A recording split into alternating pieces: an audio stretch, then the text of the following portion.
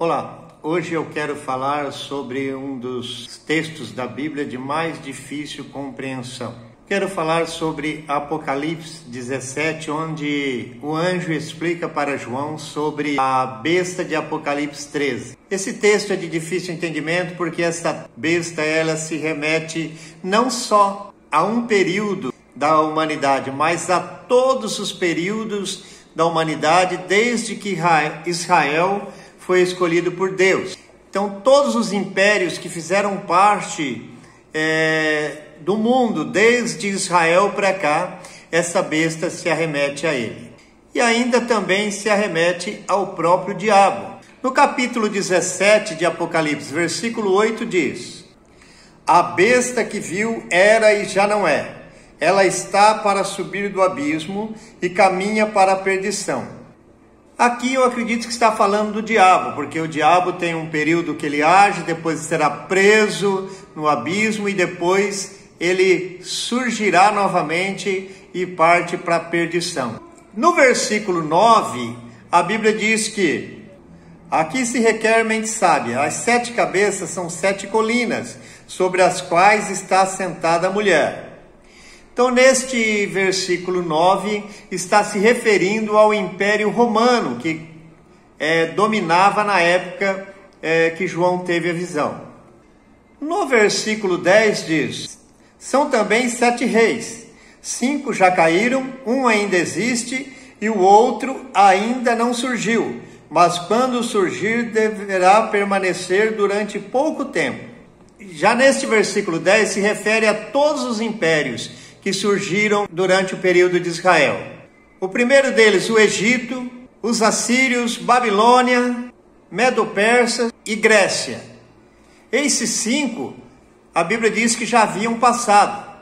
E havia um 6º, que João diz que era o que existia naquela época, que era o Império Romano, e ainda haveria um 7º, que haveria de vir. Esse 7º é o anticristo, é o império do anticristo que vai dominar sobre todo o mundo. E aí João diz que ele vai durar pouco tempo. Dá um entender aí pela Bíblia que ele vai durar principalmente o seu governo principal, onde ele perseguirá todos os cristãos, uma duração de 3 anos e meio. Não sabemos quanto tempo antes, mas o governo do anticristo será um governo curto. O versículo 11 diz: a besta que era e já não é o 8º e faz parte dos 7. É o que eu disse, pode ser o diabo, né? Que o diabo faz parte desse sistema desde o começo. Então esse pode ser o diabo. No versículo 12 diz: os 10 chifres que você viu são 10 reis, que ainda não receberam reino. Acho que por uma hora receberão com a besta autoridades como os reis. Eles têm um único propósito e darão seu poder e sua autoridade à besta. Guerrearão contra o cordeiro, mas o cordeiro os vencerá, pois é o Senhor dos senhores e o Rei dos reis. E vencerão com eles os seus chamados, escolhidos e fiéis. Então esses 10 chifres, o que eu acredito aí é que esta besta de 7 cabeças, ela remete também para o final agora do governo do anticristo. Esses 10 chifres faz parte das 7 cabeças. Porque quem são as 7 cabeças? São os G7. Quem é o G7? Alemanha, Canadá, Estados Unidos, Itália, França, Japão e Reino Unido. Por que são 7 cabeças e 10 chifres? Porque os chifres, está dizendo ali, são 10 governantes, 10 reis. Reis aí, governantes, primeiro-ministro, presidente, qualquer que seja a sua função. Mas na época de João ali ele coloca como rei. Por que são 10?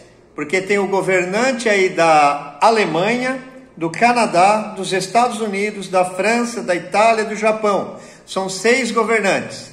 E do Reino Unido são mais 4 governantes, que é o da Inglaterra, da Escócia, País de Gales e Irlanda do Norte. O G7 ele é contado como 7 países, mas o Reino Unido não é apenas um.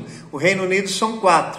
Então nós vemos aí que esses 10 reis se reunirão por 1 hora, passarão sua autoridade à besta e eles vão guerrear contra o Cordeiro. Aqui está uma foto de uma das reuniões do G7.